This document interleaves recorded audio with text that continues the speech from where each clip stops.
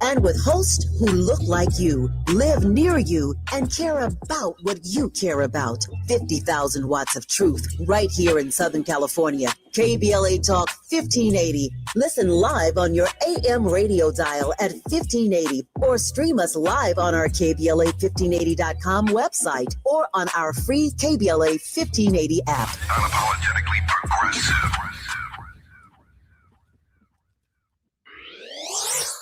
Stand up! When the story gets twisted, who's going to tell the truth? When they cut the microphones, who's still talking? When history gets rewritten, who remembers what really happened? We do. KBLA Talk 1580. Black media isn't just important right now, it's essential. Because when mainstream outlets move on, we stay. When the headlines ignore our communities, we don't. When decisions are being made that affect Black lives, our neighborhoods, our economy, KBLA is in the room. This is more than radio. This is a lifeline, a record, a rallying cry. Black stories, Black voices, Black power. The heat is on. On the air and in the culture. KBLA Talk 1580. Stay connected, stay informed, stay loud. Stand up!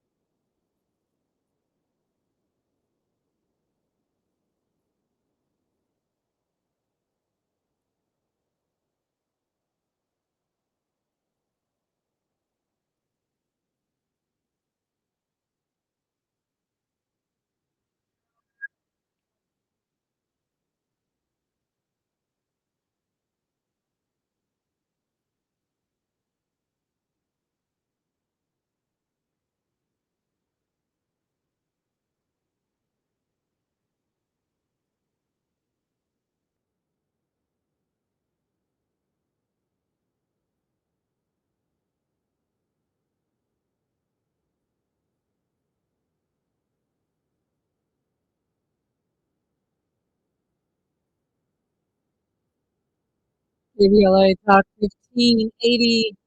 We do have a lot to talk about, a lot going on.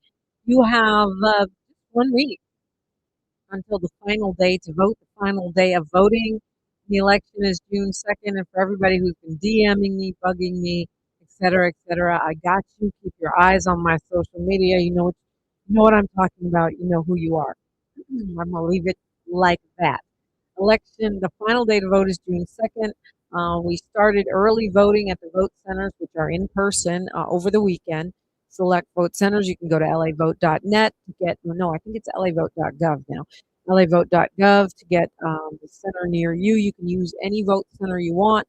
You can vote in person starting now. You can vote by mail starting now. You better get the mail real quick if you want to make sure it's counted. Okay, so we're in this. Meanwhile, trying to track all of these other stories that are going on, which are also super important to our community. One of those is Altadena fire recovery. Michael Tubbs is an economic advisor to Governor Gavin Newsom. He has been working to help end poverty in California and advocating for the broadening of the safety net in the Golden State, looking at changes to statewide housing policy, criminal justice, workplace and wage policies. He is, you may know him as an advocate of the universal basic income, former mayor of the city of Stockton. Michael Tubbs, good morning. Good morning. Thank you for having me. Yeah, thank you for joining us today. I feel like it's been um, one scary or terrible story after another about Altadena. Um, the mitigation of the toxins in the soil. I think it was last week. I'm reading now that many people who are trying to rebuild are running into problems with their plumbing, meaning that they can't just automatically connect. They either have to install some kind of system or they have to wait for the county to install some kind of system. Hearing horror stories about insurance companies slow walking people's payouts. Um, and of course, Southern California Edison is trying to lowball folks in a way that many of us are worried that Black Altadena will be a thing of the past. I know that Hmm. you've been on the ground there, doing analysis, doing work. What can you tell me about where we are? Yes, I think we are where most of us feared we would be without decisive, clear government action. In Poverty in California, we just had a listening session in Altadena with a Resilient Tomorrow, a group of young folks who have been organizing direct recovery relief efforts in Altadena to hear from residents. And we heard anger at the pace of change. We heard confusion as to where the millions of dollars that was raised for their recovery went. And we heard a desire for a real strategy put forth by whether it's the county supervisor or the state government with community input to rebuild Altadena, but rebuild it in a way where it's not just foreign investors owning up all the land, but where people who have historically lived in Altadena can remain in Altadena and their families. And that's why myself and Mayor Asia Brown created the Dena Care Collective like 2 years ago.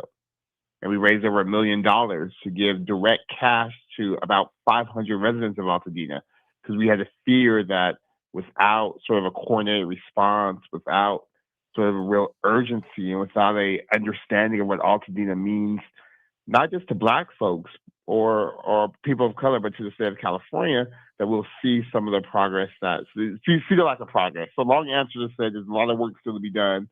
Pastor McFarland is doing amazing work at the Altadena Community Development Corporation. We started afterwards, but the efforts are still need a lot of government action and sort of a focus to break down the silos, to provide a coordinated point of entry, to barter with the insurance companies and make sure people get what they need. Uh, you know, all of those concerns that you listed, I hear as well. That some of this conversation around what has happened to the money. I mean, I know some of it has to be legit. Some of it, I think, is also fueled by the president of the United States throwing shade at the Fire Aid concert, right? And from what I Yeah. understand, there's been a pretty thorough accounting of that money, right? Yeah. I think that some of the frustrations, but often happens at times of disaster, which is why we said, okay, we're going to raise money, but give it directly to people because a lot of the money went to what's important, building out the infrastructure and capacities of organizations to do some of the work, to do some of the advocacy, to do some of the paperwork. But I think that for folks who have lost their homes, without a clear explanation and a clear impact, it's frustrating. So yes, I think that the philanthropic support for Altadena has been incredible. But I also would say that I think philanthropy can and should do more, and that more money should be going directly to community members or directly to investing and allowing people to invest to low interest or no interest loans to allow people to rebuild, and less to building out the organizational heft of organizations for sure. I know there was some feelings on the ground from people I talked to that there were nonprofits that were just simply sort of pimping the sad story, if you will, and that money wasn't getting directly to residents. And so maybe it's what you're describing, where it went to infrastructure, or it went to something, but it didn't go into the hands of actual people that live there. And is that a fair explanation, or do we That think there was some siphoning going on? Well, I'm not an auditor, but I'm fairly confident, I can say with a degree of certainty, that I don't think anyone personally got rich off the tragedy of Altadena. But I do agree with the critique that too much money maybe went to the importance of infrastructure and building capacity of organizations, but not enough to direct relief to Altadena residents or direct help in terms of acquiring land and land banking it so the community could buy it at a reasonable price, or beating out private equity investors from buying up so much of the land. I agree with that, and I've been public with that. And I think that's why my immediate response to the fire was to work with Mayor Asia Brown and others to start the Dina Care Collective, where we raised $1 million to give it out and say, hey, this is money for you to buy new clothes. This is money for you to take some time off work to do the paperwork. Here's money directly for you. And I do believe more of the response should have been direct relief in addition to capacity building of organizations doing important work. And I also believe that more of the money needs to go to buying some of this land and land banking it for the community to be able to buy it back at a reasonable rate. Yeah, I know that last week a group of some 80 Altadena residents headed up to Sacramento to lobby. What do you know about that? I haven't heard the report back from that, but again, I think that those efforts are necessary and important. I would also encourage folks to continue to talk to their county supervisors. Because what's interesting about Altadena is that it's a county pocket. It's not a city. It doesn't have a mayor. It doesn't have a city council. Karen Bass isn't the mayor of Altadena. Catherine Berger is the county supervisor over the Altadena area. And she announced some initiatives to focus on Altadena. And I would encourage residents to also spend time with her in her office, because that is the local government for Altadena. It's the county, it's Supervisor Berger. But I think those efforts in Sacramento are also important, because folks, I tell people all the time, I approach this with the urgency if my house had burned down. Yeah. If I had lost my home, how hard would I fight? How quickly would I want to move? And I'm not sure everyone who has decision-making power over this has that same urgency. So I think folks have to continue to put pressure, continue to go, and know you have partners outside of government or outside of Altadena who are here to fight and struggle with you. Michael Tubbs, of course, making headlines some years ago for being the youngest ever mayor of Stockton and one of the youngest mayors ever in the state of California. He is now working with the governor's office to end poverty in California. That's a tall order, and sharing with us a little bit about what is happening on the ground in Altadena with the recovery there. We'll continue the conversation when we come forward on KBLA Talk 1580. She's reclaiming her time on KBLA Talk 1580. More First Things First with Dominique DePrima when we come forward. By texting 64,000, you agree to receive recurring automated marketing messages from IQ Bar. Message and data rates may apply. No purchase required. Terms apply. Available at eatiqbar.com/policy/terms of service. I've got good news and bad news. Here's the bad news. Most protein bars are packed with sugar and unpronounceable ingredients. The good news? There's a better option. I'm Will, and I created IQ Bar plant protein bars to empower doers like you with clean, delicious, low-sugar brain and body fuel. IQ bars are packed with 12 grams of protein, brain nutrients like magnesium and lion's mane, and zero weird stuff. And right now, you can get 20% off all IQ Bar products, plus free shipping. Clean ingredients, amazing taste, and you'll love how you feel. Refuel smarter, hydrate harder, caffeinate larger with IQ Bar. Try our delicious IQ Bar sampler pack with 9 plant protein bars, 8 hydration mixes, and 4 mushroom coffee sticks. And now you can get 20% off all IQ Bar products plus free shipping when you text RADIO to 64,000. Text RADIO to 64,000 to get your 20% off. That's radio to 64,000. On top of home and auto, Progressive protects your boat, RV, and motorcycle so you can explore the unknown. Actually, we just take the RV to the same campground every year. Well, maybe you can catch your own dinner on your boat. Oh, we can actually get pizza delivered there from this brick oven place we love. Will you at least try a new topping? Honestly, probably not. We kind of have a go-to order. Fine. Just bundle home or auto insurance with your outdoor vehicles with Progressive and stay protected when you go, I guess, where you've gone before. Progressive Casualty Insurance Company and affiliates. Not available in all states or situations. Small businesses are the heart of America. But you don't have to go it alone. As the nation's largest nonprofit resource of expert business mentoring, SCORE has helped millions of entrepreneurs build their businesses for free. Get the connections, education, and guidance you need with SCORE. We're ready to help. Find a mentor today at score.org.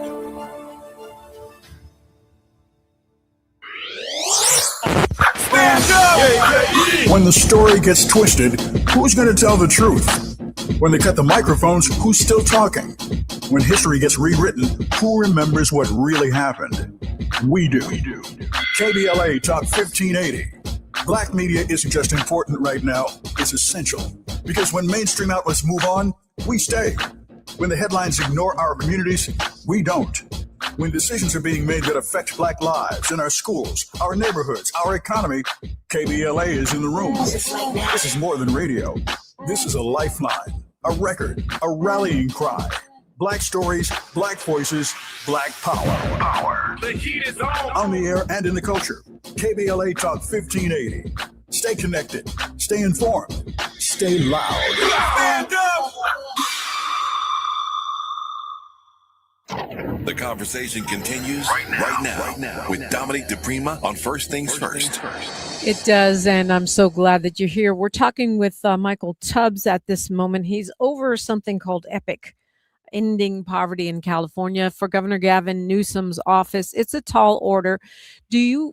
What is the impact on that poverty picture of what's happening in Altadena? I know the stories I'm hearing, some folks are still living in their cars, not having been able to move back into their places, or being renters and not having been able to find something affordable. We're also looking at the crisis of folks' insurance housing subsidies running out before they've been able to secure a new spot. How do you see that in the big picture for California? Yeah, you laid it out so beautifully, but it's a real tragedy. You have folks, whether they own their homes or not, many people don't have more than $500 or $1,000 in emergency funds. So when that house was burned and they weren't able to go back immediately to work, and they're waiting much for insurance payout, it had the impact on pushing people down the economic rung and making it very hard for them to get back up. When you think about people who were renting and were able to find a unit a couple of years ago that they could afford. And now with the fires being pushed out into this current rental market, where rents are raising beyond the price of inflation. And again, having to take time off work, but everyone doesn't have a salary job. Many people work hourly. When we think of the folks who also power the Altadena economy, the nannies, the domestic workers, the in-home supportive workers, the folks in the care economy, and the impacts of the gardeners and them not be able to have homes or works to go to. This climate crisis, this fire, had a huge impact on thousands of people in Altadena, but hundreds of thousands potentially throughout the state. And I think that's why it's so important that when there's not a tragedy, when there's not a fire, when there's not a disaster like this, that we shore up the safety net, that we make sure people are good, that people have a solid foundation, so that if or when something happens, they're not pushed back all the way to the bottom, but they have enough cash to have some resilience. They have enough of a safety net or enough of savings so that they're able to rebuild their lives and not have to start back from square zero. When you talk about the recovery, I know one of the demands of the folks that marched in Sacramento was they want Southern California Edison to give like a baseline payment to everybody whose house was burned down while they figure out, while the things work their way through courts, or while they work their way through Edison's lowball offer to folks, their buyout. How likely is something like that to happen, and what can be done to help folks while they're in this endless loop? Yes, I know that we're in an assurance commissioner race currently.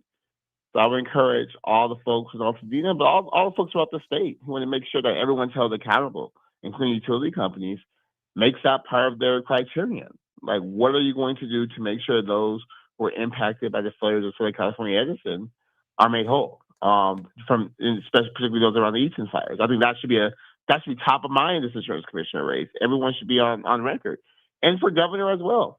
and for every office, right? Lieutenant governor as well. Number two, even in this tough budget time, I do believe it will be wise to ask the legislature to figure out what the Altadena recovery package looks like, and making sure that it includes some sort of cash payment or some sort of support for those who are survivors of the fire. It doesn't mean it's easy to do. It doesn't mean it's going to be done tomorrow. But power concedes nothing without a demand. It's very clear that the need is very clear. So absolutely, I think that we should pressure those running for elected office, particularly those running for insurance commissioner. What are they going to do to support fire recovery efforts and to hold Southern California Edison accountable, insurance commissioner, governor, lieutenant governor, up and down the ballot. And then number two, also talk to the legislature about, hey, Altadena is part of California. The Eaton fire victims, survivors, are part of California. What is the legislative package? And same for the county supervisor who represents Altadena. What is the package? What is the policy? What's the rule? How is government going to behave differently to allow us to rebuild our lives? It has to be the question. Yeah, I think it's a fair question. And insurance commissioner is something we often don't pay any attention to at all. There's about 1 million people running. But even if you couldn't get, even if between now and whenever you cast your ballot, the last day to do so is next Tuesday, even if you don't get a clear answer, I would imagine that we could find out based on their track record who seems most likely to be a champion for that kind of legislative package, to be a champion for direct help for the survivors of the Altadena fire. Palisades too, for 100%. that matter, 100%. Yeah. I think part of the problem is we really don't know what a lot of these folks do, the titles of these different offices, right? Especially when you get into things like assessor and insurance commissioner, the ones where our eyes glaze over on the ballot.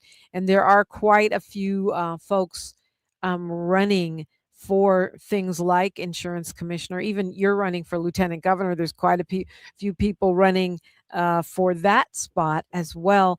Is there a publication, a news outlet, a guide that you look to that would be, whether it's an environmentalist guide or I don't know who else regulates the insurance and fire and recovery? Where do you turn to when you're trying to figure this stuff out, Michael Tubbs? Well, Cal Matters has a guide that lists everyone in where they stand and their record and what the office does. So I like that. LA Forward has a voter guide that I tend to like, that usually aligns with sort of how I'm thinking your candidates who are aligned. And it's also just very clear about who does what and what do these offices mean. Yeah. And then LA has an abundance of voter guides, actually. I've been really impressed with the amount of LA progressives. There's an LA progressive voter guide that also looks like every race and writes a very detailed explanation for why they choose the way they choose. Black Women Organized for Political Action, BWAPA, has a voter guide as well that sort of lists out the offices and people that are aligned with their agenda. So those are the 3 or 4 I look to. Yeah, that's a great start. I think I like Cal Matters because it's a nonprofit newsroom, so they, may be a little bit more objective. For me, that's Yeah. part of the problem. There's so many voter guides. It's almost like, oh my gosh, how am I going to look at all of this? But I like starting with something like Ballotpedia or Cal Matters that are nonprofit, and at least they try to give you both sides, and then you can, Yeah. you have to at some point you have to put on your thinking cap and take responsibility for your choices. I guess, as we said, you're running for lieutenant governor.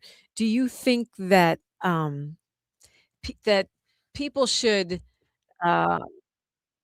do you have any notes as far as this ballot goes? If there was, from your perspective, um, the pro-Altadena fire recovery agenda for this election. How would you outline that?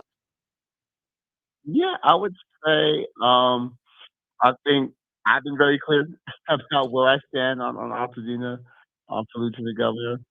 Um, I think at the insurance commissioner race, there's been a couple folks who talked about Altadena and who have visited Altadena. I know Ben Kim was there. I know Ben Allen, state senator, has been working on legislation around that effort as he represents Santa Monica and Pike, LA in the legislature.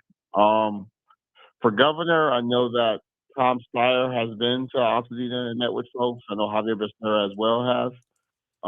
So I think there's at least one or two options in every race for folks who believe deeply. But I would also say June 2nd is the election, so that's the first important vote.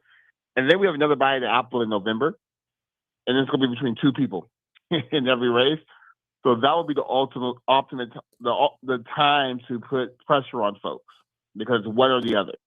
And the question is, what are you going to do to help survivors of the Eaton fire, to help ensure Altadena has an equitable recovery? And then everyone from governor should be on record, lieutenant governor should be on record. These people decide in November. But in June, you can always tell about who's been to Altadena, who's done things in Altadena, who's raised money for survivors of Altadena, who even knows what's happening in Altadena. Yeah, I good think point. that's see how folks make the decision. Well, thank you so much for being with us, Michael Tubbs. Tell us how to track you, your campaign, and what you're up to. Yeah. My website is Michael Tubbs, MichaelTubbs, .com. And on all the socials, Instagram, X, Threads, Facebook, it's at Michael D. Tubbs, MichaelD as in David, Tubbs. All right, Mr. Tubbs, I appreciate the conversation and praying for Altadena still. Thank you so much for your leadership and your voice, and I appreciate you having me. Phone lines are wide open, 800-920-1580, 800-920-1580. I'm Dominique DePrima, and this is KBLA Talk 1580. Thanks for starting your morning off with a voice that speaks truth to power and the powerless, getting to the heart of what matters most in our community. This is where authentic conversation meets real action. From breaking news and politics to culture and community solutions, this is where you hear perspectives you won't hear anywhere else. This is where we come together, get informed, and make change happen. You're inside First Things First with Dominique DePrima on KBLA Talk 1580. Good morning, sunshine. You make my day. I'm Bree Wood with BIN News Now. Protesters gathered outside an ICE detention center in Newark after New Jersey Governor Mikey Sherrill was denied access. This type of facility shows exactly why we should not have private mass detention facilities. Lawmakers are raising concerns about conditions inside as detainees reportedly stage a hunger strike. In North Carolina, Black 57-year-old Gwendolyn White is facing attempted murder charges after police say she shot two attorneys outside a Wake County courthouse in Raleigh. Mary Harris and Jeffrey Whitley were hospitalized but survived. White faces 2 counts of attempted first-degree murder. And teams are racing to contain a deadly Ebola outbreak in Central Africa. More than 220 deaths have been reported, mainly in the Democratic Republic of Congo. World Health Organization Chief Tedros Adhanom Ghebreyesus will be visiting the hard-hit area. Get BIN News Now on demand 24/7 on the iHeartRadio app.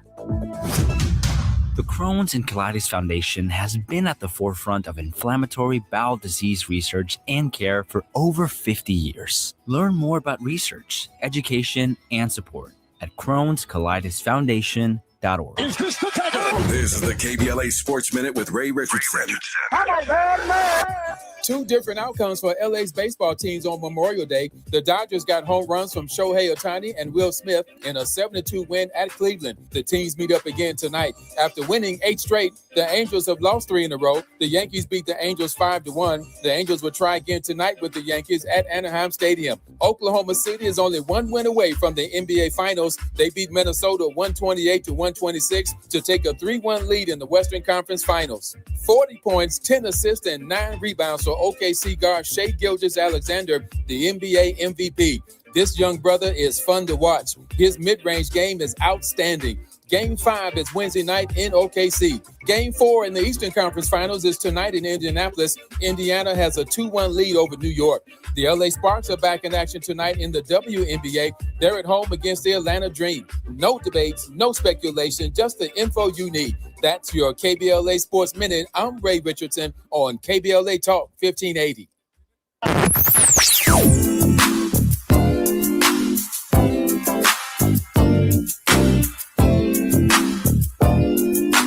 This is KBLA Talk 1580. Talk radio.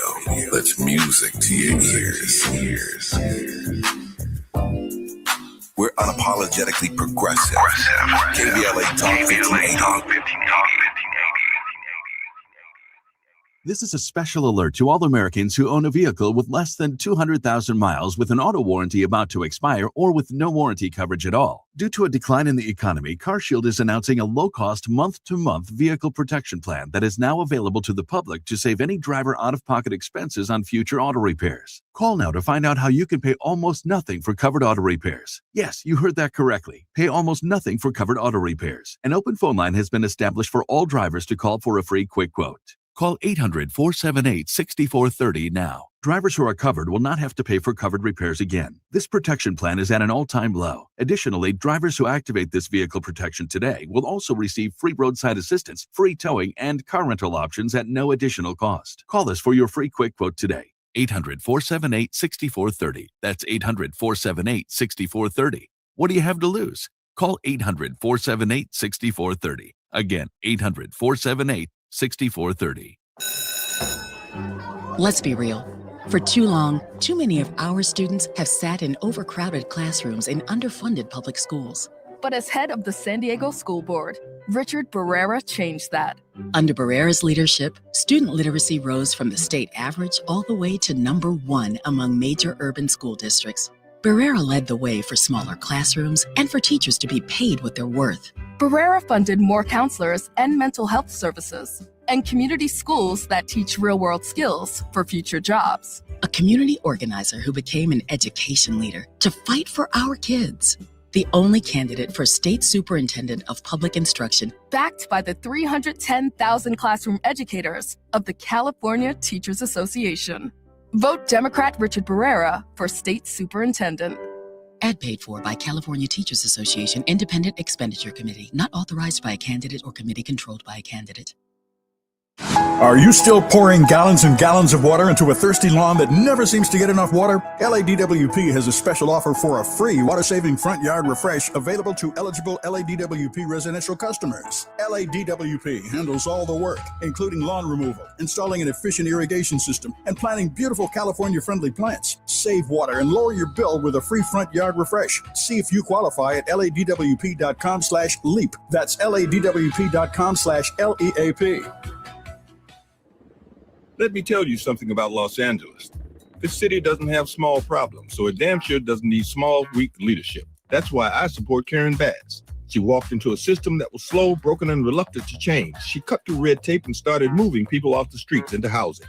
She created the Office of Community Safety to make our neighborhood safer, supported wage increases for many underpaid workers, expanded contract opportunities for small minority business, and signed an executive order to give formerly incarcerated people a second chance. Karen Bass is about real change. I'm Samuel L. Jackson, and I've seen a lot of people talk tough. Karen Bass is tough. That's why I'm voting for Karen Bass, and you should too. So vote today. You received your ballot in the mail by now. You don't even have to go to the polls. Just fill out your ballot and hand it to your postal worker. No stamp needed. Paid for by Re-elect Karen Bass for Mayor 2026, 445 South Figueroa Street, Suite 2400, Los Angeles, California, 90071. Funding details at ethics.lacity.gov. Your ancestors' favorite radio station, and your favorite morning show host. Let's get back to Dominique DePrima right now. Right now, it is time to vote. It is election season. It is Miles Davis's birthday. And so we wish him a happy 100th birthday today. This is the height of Gemini season. Yes, indeed. And I'm happy to be among them. Sad news, Sonny Rollins, the great saxophone player, has made his transition at the age of 95. I love me some Sonny Rollins. I think one of the more underrated of our jazz greats. And so let's take a moment to just be thankful for Mr. Sonny Rollins. There's something about his tone. It's just so smooth and so, I don't know, it just moves me, so soulful. So let's take a moment. That's what I'll be playing during my workout today. Some tenor sax. Sonny Rollins. He died at his home in Woodstock, New York, on yesterday. Also, as y'all know, I'm part of the LA Jazz Festival, which is coming up this summer. Actually, 17 whole days of programming, 17 days of incredible programming, a lot of it free, jazz after dark in clubs, and jazz on the beach is the culmination. That is Saturday and Sunday, the 22nd and 23rd of August, all day long. Many of these programs are free. Jazz on the Beach, that one you're going to have to buy a ticket for, and I recommend doing it soon. I will definitely be there. I'm very excited about it, and they're having a big announcement of even and some new ticket configurations and such. That's happening this Thursday at uh, well, you know what? I got to get the location for you. But at the Dunbar Hotel, that's where it is, the historic Dunbar Hotel in South LA. So you don't want to miss that. That's 10 o'clock in the morning on Thursday. Let's go to Carl calling us from Los Angeles. Good morning, Carl. Hi, Sister Dominique. How you doing this morning? I'm blessed. How are you? Great. So, what did Sonny Rollins play? Alto sax, tenor, or what tenor was sax. it?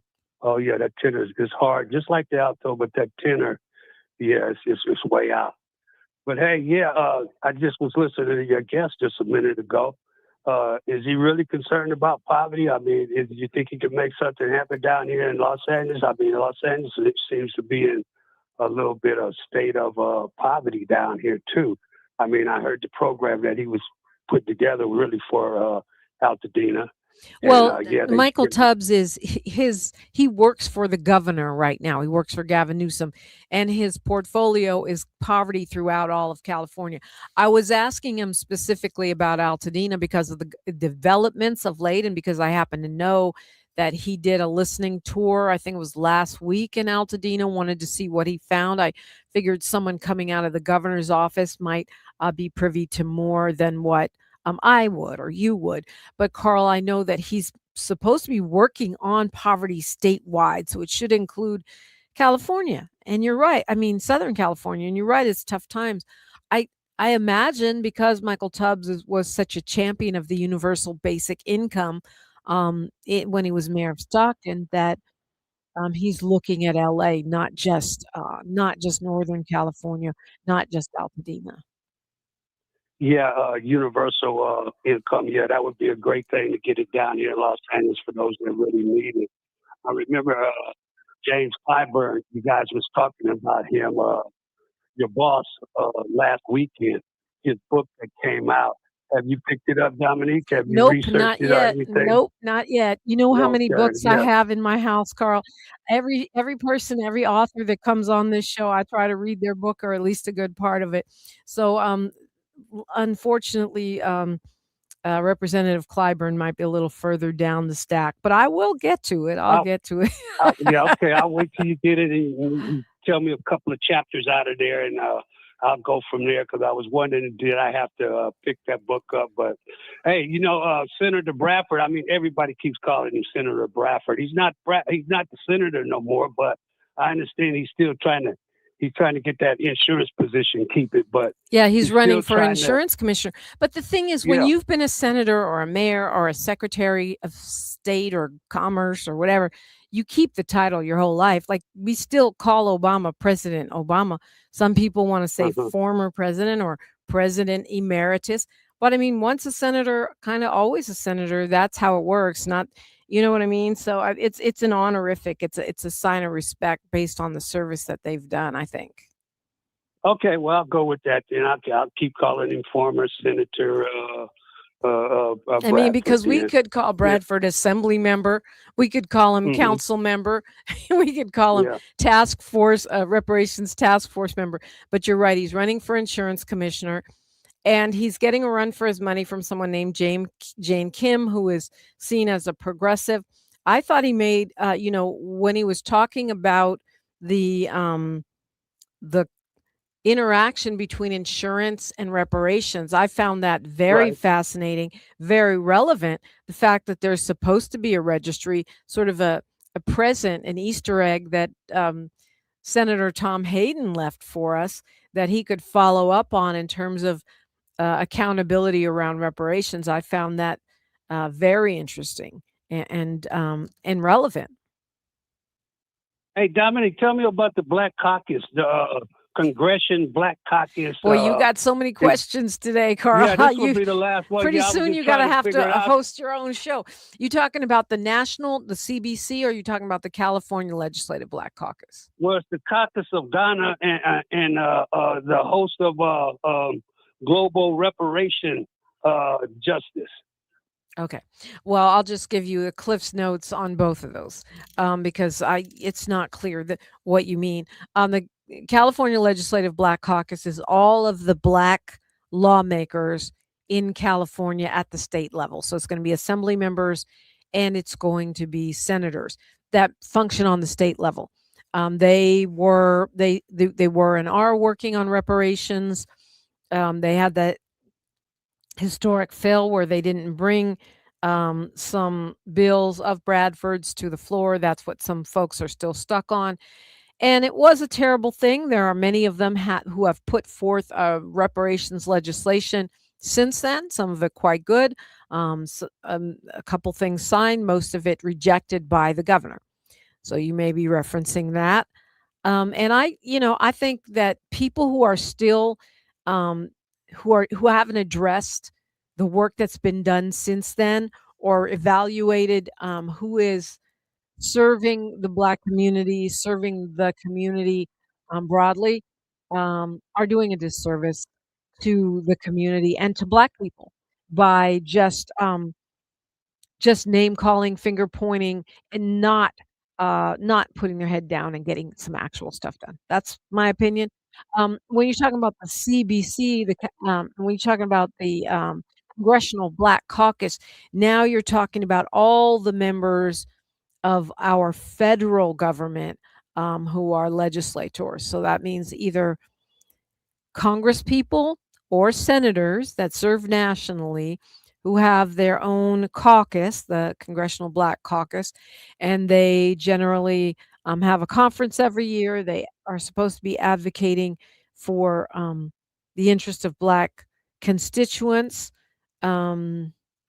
And they have varying degrees of progressiveness and effectiveness depending on who's leading that caucus and how energized they are at any given point. One of the reasons why now people have been talking a lot more about the Congressional Black Caucus is that it's going to be shrinking. And why is that? Because of the gutting of the voting rights bill, because of the basic legalization of gerrymandering. Even though they say that you basically what they're saying is you'd have to prove the intention to be racist, which is almost impossible to prove, especially with this particular extreme court. And so these districts being redrawn to eliminate Black voting blocks so that there will be a smaller and smaller Congressional Black Caucus should be a concern for everyone. However, I thought it was a really, really great point someone made last week. I wish I could remember who it was. Will come back to me that they may end up with more progressive candidates, more progressive lawmakers, because spreading around the Black vote, if we are in fact organized, could end up giving us, that was Attorney Virgil Roberts who made that point, could end up giving us Black influence in more districts outside of what we are normally confined to. And I'm praying that he's correct and that those Black folks that are now moved into districts that are not majority will unite with allies and other people that share our legislative agendas, and we will end up giving them the opposite of what they tried to do, which is more progressive, more positive, more coalition based districts. And they will actually end up diluting their own political power rather than ours. Carl, thanks for your call. Carl called me at 800-920-1580. I invite you to do the same. I'm Dominique DePrima. And you know where you're at. Unapologetically progressive, KBLA Talk 1580. You can't fix what you won't face, and we face it every day. This is KBLA Talk 1580. Hi, I'm Fred Martin, founder of Compton Kids Club. I just want to talk about the authenticity and tell y'all about my homeboy, Tom Steyer. Tom is a rock star. When I met him, Tom gave a grant to schools in San Francisco. All the kids were on probation. We were flying instructors for 2 years to come and help those kids doing performing arts and turning their life around. Some of the kids that he supported, they've graduated from UCLA. Let's fast forward. Tom is in schools in Compton, hanging out with the kids in the piano classes. Brother Tom Steyer hangs out in the studio with us. These are the seeds that he's planted. This has nothing to do with elections. What's coming out of his mouth is not a campaign speech. It's authentic. And when he say he walks away from a business because he want to do his values, he ain't making that up because he's running for governor. This man is real. Ad paid for by Steyer for Governor 2027. Going to a World Cup match in LA this summer? Ditch the parking stress and ride Metro. With direct service from across LA County, it's the easy way to get there for just $1.75 each way. KBLA Talk 1580. We've got a lot to talk about. KBLA Talk 1580, connecting you with services and solutions. The midterm elections are upon us. It is voting season once again. Common Cause's motto is fighting for the democracy we deserve. In service of that goal, Common Cause puts its state and national policy expertise, massive network of grassroots supporters, and nonpartisan approach into action to strengthen our democracy against the challenges we face today. They work at every level of government on priorities that impact each of our lives, like defending the right to vote, limiting big money's influence on our elections, holding public officials accountable, and more.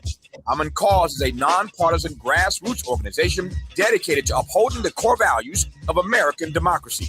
They seek to empower all people to make their voices heard in the political process. This election may be the most important one ever. If you'd like to make a donation or volunteer in service to the Constitution, please visit commoncause.org. That's commoncause.org. This is a community call to action from KBLA Talk 1580.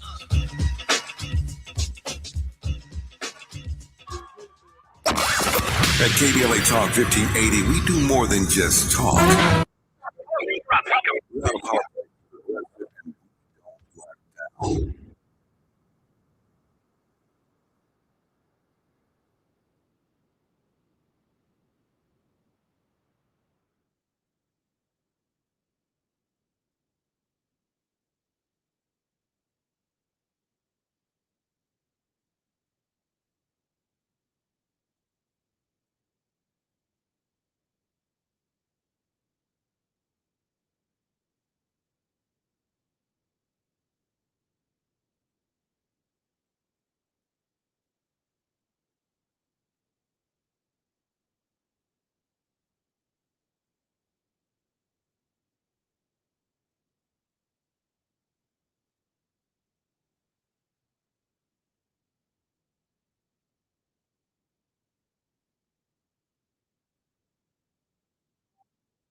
I should wait for the saxophone solo before I start talking. I don't know how long that's going to take. Happy birthday, Miles Davis. Your namesake would have been 100 today. The saxophone solo in question would be Sonny Rollins. Miles managed to get them both on one song, Out the Blue. Miles Davis featuring Sonny Rollins. Sonny Rollins, of course, making his transition on yesterday. Rest in peace to a great one, a real giant. Miles Davis. Don't have any stories for you, but he stays heavy on my playlist. Um, Miles Davis is one of my go-tos for whatever reason. Main reason being greatness. Um, and I know that Tavis Smiley has a special tribute to Miles Davis today on his show. So that's something you don't want to miss. Gemini season, paying tribute, showing some love. Man, a lot of folks turning 100.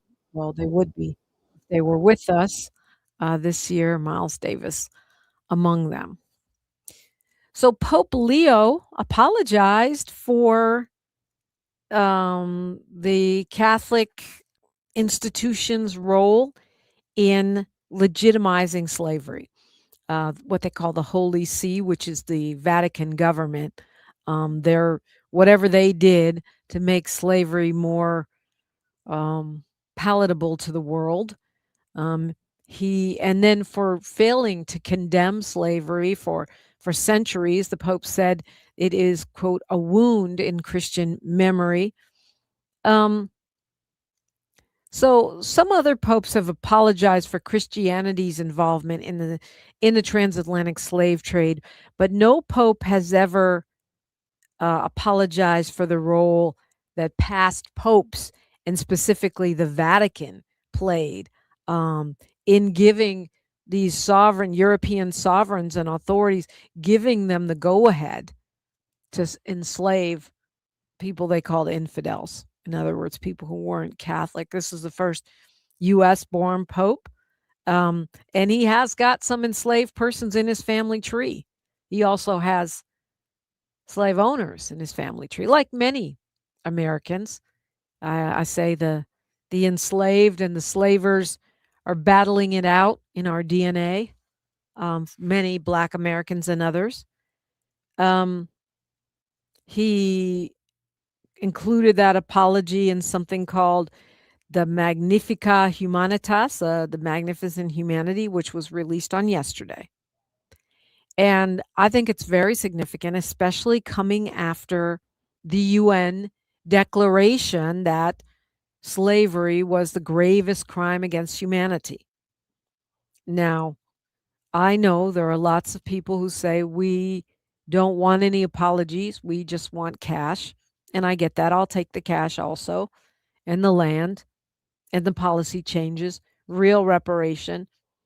But to me, apology is part of that. It can't be the only part, but it is part of it, a significant part of it. And when it happens on such a high level, the Pope, who is the ultimate authority for the world's Catholics, of which there are many, it legitimizes the battle for reparations. It gives us more grounds to stand on when it comes to legally, when it comes to morally, when it pertains to spiritually, all of these different levels. And if you think back to the time of the times of the enslavement of people of African descent throughout the world, a lot of the justification, the enabling of this moral horror was done by churches. There's like 1.5 billion Catholics in the world. It's close to 20% of the world population are Catholics. So when the leader of the Catholic Church sees fit to apologize, not just in vague and general terms, but specifically for the ways that the Catholic Church told this king and that prince and this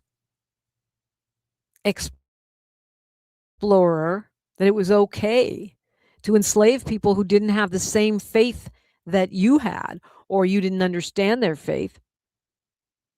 When that leader, the Pope, who is the ultimate earthly authority for the Catholic faith, comes out and says this was wrong, and we were wrong to help legitimize it, to help make it to justify it, to make it lawful and somehow convince people they were doing something that was justifiable spiritually. I think that's significant and important, and the timing is couldn't be better. Not that I expect it to convert J.D. Vance, who is a Catholic, or Marco Rubio, who is a Catholic, away from their morally corrupt, whatever deal they made with El Diablo. But certainly it can change the minds, the hearts and minds of many. And I've said to you before, when I travel to Africa, which we're going to do next month, it'll be our 8th trip. One of the things that always comes up is when we're in the slave dungeons, the prisons, you can almost always see a church from inside the dungeon or right outside in the courtyard. You can see a church. You can see a Catholic church. You can see a Christian church. There are even chapels, little prayer rooms within these slave dungeons.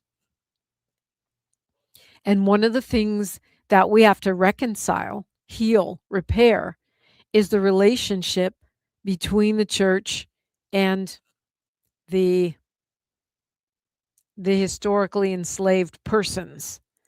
And I feel like the Pope stepping up at this moment is a step towards that. Is it the only step? No. Is it enough? No, of course. Is it important? Yes, it is. And I think we need to talk about it. I think we need to talk about it when we have victories, large or small. Large or small. We need to keep talking about the United Nations designating the enslavement, the transatlantic slave trade, as the gravest crime against humanity. Even if the U.S., Israel, and Argentina voted against it, the rest of the world agreed to that and came out in support of reparations. These are the kinds of things we have to talk about. That's where the civilization comes in. That's where the acceptance comes in. That's where we change people's attitudes. And that's when we can see actual progress, cutting of checks, transfer of land, transfer of artworks. It's starting. It's starting, and we will not stop. Money B of Digital Underground joins me next. He's got a special announcement, and we've got a lot to talk about. It's KBLA Talk 1580. KBLA 1580 Santa Monica. I'm Bree Wood with BIN News Now. Protesters gathered outside an ICE detention center in Newark after New Jersey Governor Mikey Sherrill was denied access. This type of facility shows exactly why we should not have private mass detention facilities. Lawmakers are raising concerns about conditions inside as detainees reportedly stage a hunger strike. In North Carolina, Black 57-year-old Gwendolyn White is facing attempted murder charges after police say she shot 2 attorneys outside a Wake County courthouse in Raleigh. Mary Harris and Jeffrey Whitley were hospitalized but survived. White faces 2 counts of attempted first-degree murder. And teams are racing to contain a deadly Ebola outbreak in Central Africa. More than 220 deaths have been reported, mainly in the Democratic Republic of Congo. World Health Organization Chief Tedros Adhanom Ghebreyesus will be visiting the hard-hit area. Get BIN News Now on demand 24/7 on the iHeartRadio app. The Crohn's and Colitis Foundation has been at the forefront of inflammatory bowel disease research and care for over 50 years. Learn more about research, education, and support at Crohn'sColitisFoundation.org. This is the KBLA Sports Minute with Ray Richardson. 2 different outcomes for LA's baseball teams on Memorial Day. The Dodgers got home runs from Shohei Ohtani and Will Smith in a 7-2 win at Cleveland. The teams meet up again tonight. After winning 8 straight, the Angels have lost 3 in a row. The Yankees beat the Angels 5-1. The Angels will try again tonight with the Yankees at Anaheim Stadium. Oklahoma City is only 1 win away from the NBA Finals. They beat Minnesota 128-126 to take a 3-1 lead in the Western Conference Finals. 40 points, 10 assists, and 9 rebounds for OKC guard Shai Gilgeous-Alexander, the NBA MVP. This young brother is fun to watch. His mid-range game is outstanding. Game 5 is Wednesday night in OKC. Game 4 in the Eastern Conference Finals is tonight in Indianapolis. Indiana has a 2-1 lead over New York. The LA Sparks are back in action tonight in the WNBA. They're at home against the Atlanta Dream. No debates, no speculation, just the info you need. That's your KBLA Sports Minute. I'm Ray Richardson on KBLA Talk 1580. Let's celebrate. Y'all did it. Loving each other, needing each other. Hey, Los Angeles. KBLA Talk 1580 is turning 5, and we're celebrating in a big way. Oh my God. Join us Friday, June 19th, Juneteenth, 4 to 7 p.m. at the Beehive for our 5th anniversary bash and Juneteenth celebration. We're talking surprise celebrity guests, a special presentation, and a major announcement you will not want to miss. I can't wait to hear it. Plus, live music, dancing, games, and enough food and drink to keep the party going. Yeah, that's what I'm talking about. Of course, you're welcome to bring your own picnic basket, blanket, and lawn chair. And the best part, it's completely